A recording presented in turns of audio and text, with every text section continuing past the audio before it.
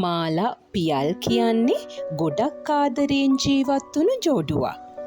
ඒත් මාලගේ අයියයි නෑනයි මුදල් වලට තියෙන තණ්හාවට මාලව බලෙන් කසාද බන්ධනවා වයසක මුදලාලි කෙනෙක්ට.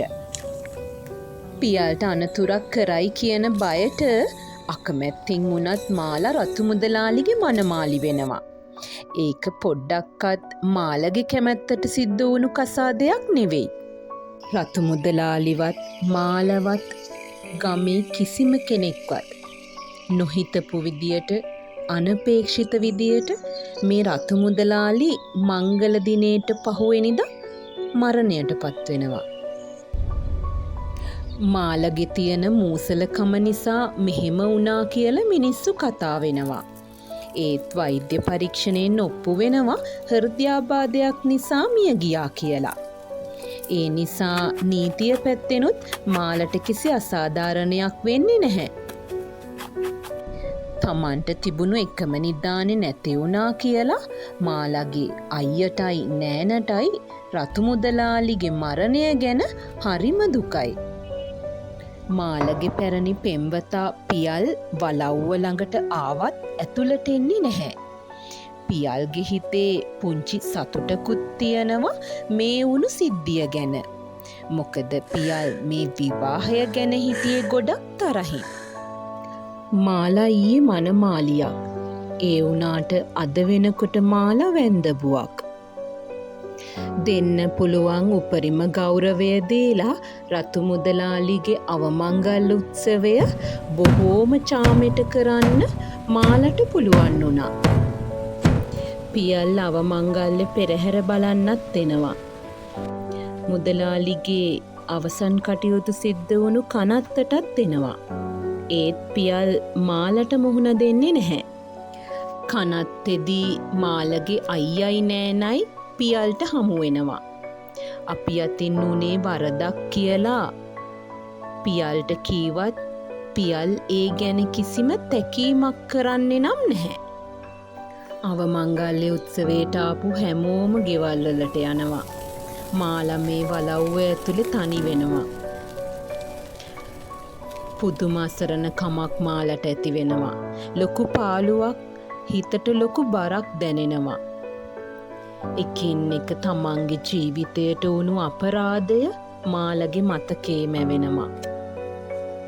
අයියයි නෑනයි මුදල් වලට තිබුණු තණ්හාවට මාලව රතු මුදලාලිට බලෙන් කසාද බන්ධපු හැටි, මංගල ගමන අතරතුර පියල්ගේ හමුවීම, පියල් ළඟට නැවත එන බවට මාලා දුන් පොරොන්දුව එකින් එක මාලගේ හිතේ චිත්‍රණය වෙනවා. සේවිකාවගේ කීම අහලා මංගල රාත්‍රියේ ඇඳ යට සැඟවී ගෙවපු ආකාරය, ඒත් උදෑසන නැගිටිනකොට තමන් හිටියේ මංගලය අහන උඩ බව මාලගේ හිතට හිමින් හිමින් මතකයට එනවා. උනේ මොකද්ද වෙන්නේ මොකද්ද කියලා මාලට හිතා ගන්නවත් බැහැ. තමන්ට මුකුත්ම නොවුණු ගානට කුස්සියට ගිහිල්ලා තේ හදාගෙන තේ අරගෙන එනකොට රතු මුදලාලි මංගලය අහන උඩ වාඩි වෙලා තමන් දිහා බොහොම ආදරයෙන් බලන් ඉන්නවා මාලා දකිනවා. පෙරළුණු පිට හොඳයි කියනවා ඇරෙන්න වෙන කරන්න දෙයක් නැහැ කියලා හිතපු මාලා මුදලාලිත් එක්ක බොහොම ආදරෙන් තේ පානය කරනවා. මුදලාලිගේ සැප ජීවිතයට ටික ටික මාලා හුරු වෙන්න ඉගෙන ගන්නවා. මාලා ඇත්තටම ආදරේ කළේ පියල්ට. දැනුත් මාලා ඇත්තටම ආදරේ කරන්නේ පියල්ට. ඒත් දැන් මාලට මේ ජීවිතය අතහරින්න බෑ. මේක දැන් බන්ධනයක්. මේක බැඳීමක්. දැන් ඉතින් මාලට කැමැත්තෙන් උනත් අකමැත්තෙන් උනත් රතු මුදලාලිගේ ජීවිතයට හුරු වෙන්න සිද්ධ වුණා. එදා තමන් රතු මුදලාලිත් එක්ක මිදුලේ ඉන්න ආකාරය වැටායිනේ ඉඳන් පියල් බලන් හිටපු හැටි මාලගේ හිතට ටික ටික මතක් වුණා.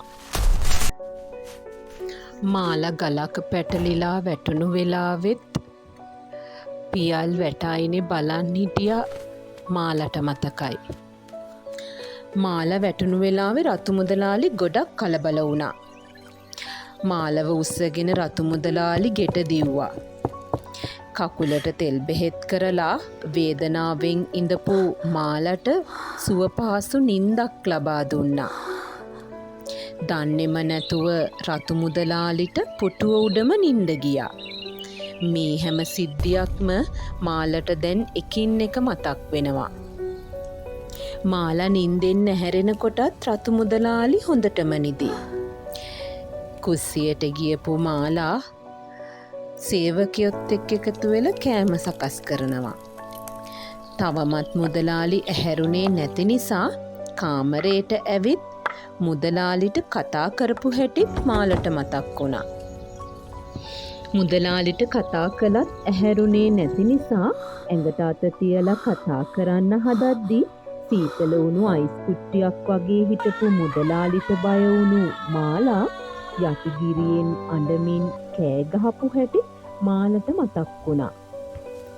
තමන්ගේ මංගල දිනයයි අවමංගල දිනයයි දෙකම එක ළඟ දවස් දෙකක සිද්ධ වුණා වගේ හැඟීමක් මාලගේ හිතට දැනෙනවා.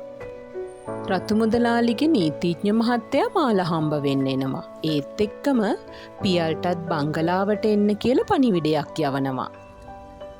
රතු මුදලාලිට තමන්ගේ මංගල දිනය නිසා ඇතිවුණු සතුටත් ඇතිවුණු මහන්සියත් එදා මාලා ගලක් පැටලිලා වැටුණු වෙලාවේ මාලව උස්සගෙන ගිහින් ඇතිවුණු මහන්සියත් එක්ක කලින් සැරයක් ඇවිල්ලා තිබුණු හෘදයාබාධය නැවත ආවා. ඒ හේතුවෙන් තමයි රතු මුදලාලි මරණයට පත් වුණේ. නමුත් රතු මුදලාලි තමන්ගේ අන්තිම කැමැත්ත ඊට කලින් ලියලා තිබුණා. රතු මුදලාලි තමන්ගේ මුළු සේසතම මාලට ලියලා ඒ විතරක් නෙමෙයි මාලගේ අයිතිය පියල්ට දීලා.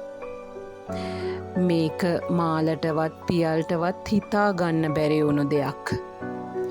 මේක දැනගනිපු පියල්ට හිතා ගන්නවත් බැහැ.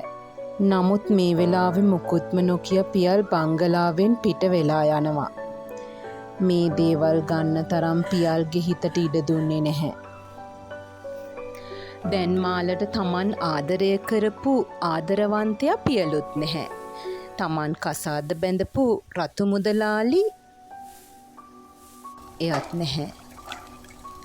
කාත් කවුරුවත් නැතිව මාලා දැන් තනි වෙලා. ආදරය කියන්නේ මහ පුදුමාකාර ලෙඩක්. ආදරය ඇතුවත් බැහැ නැතුවත් බැහැ.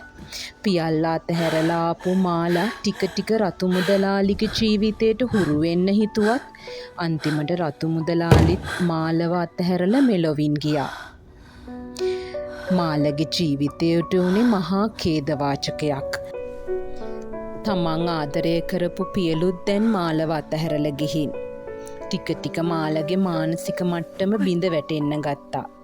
මෙහෙම දුක් විඳින මාලා ගැන වලව්වේ සේවකයෙක්ගෙන් පියල්ට ආරංචි වුණා. පියල් හිතේ හිර කරගෙන හිටපු එළියට එන්න නොදී හංගගෙන ඉඳපු ආදරය පියල්ගේ හිතින් නැවත මතු වුණා. තමන්ගේ තද හිතට වඩා තමන් ආදරය කරපු මාලගේ ජීවිතය ගැන පියල්ට වගකීමක් තියනවා කියලා දැනුණා. අන්තිමට පියල් මාලගේ පිළිසරණ වුණා. පළමු කොටස බලෙන් කරපු කසාදේ නරඹන්න ඔබට ආරාධනා කරනවා.